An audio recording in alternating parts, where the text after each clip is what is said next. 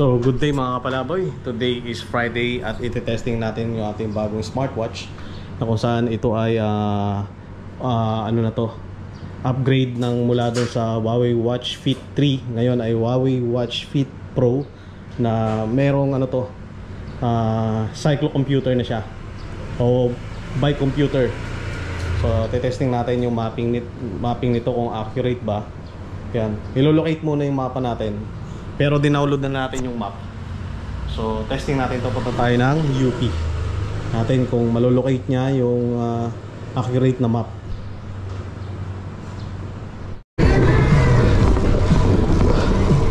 So preparation yan para sa weekend. Yun nasa left natin.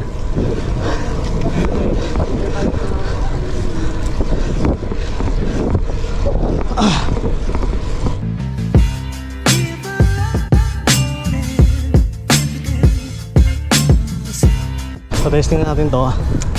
Ayan. So gumagawa pala siya ng kanyang sariling route. Ayan o. Gumagawa siya ng sariling route. So haaralin ko pa yung, halimbawa isa-set mo yung destination mo sa pupunta.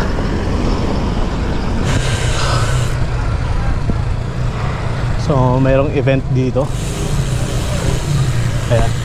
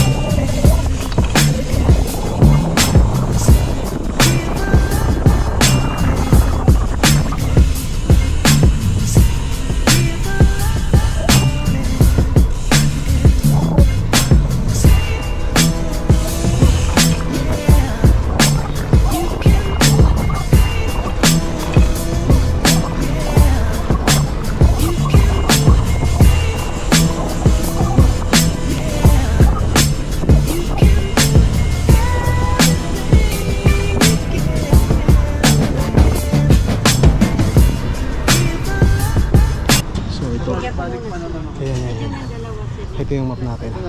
So pakita lang natin yung ating, ayan. Teka. Ayan, naka ano na tayo, 15 kilometers. Ayan, 15 sa 46 minutes, 15 kilometers.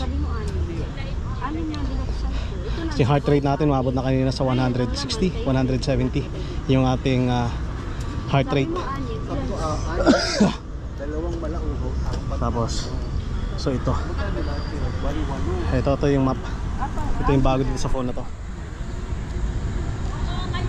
Starting return navigation. Ayo po. Tinetesting natin tong ating ano, ating bagong smartwatch.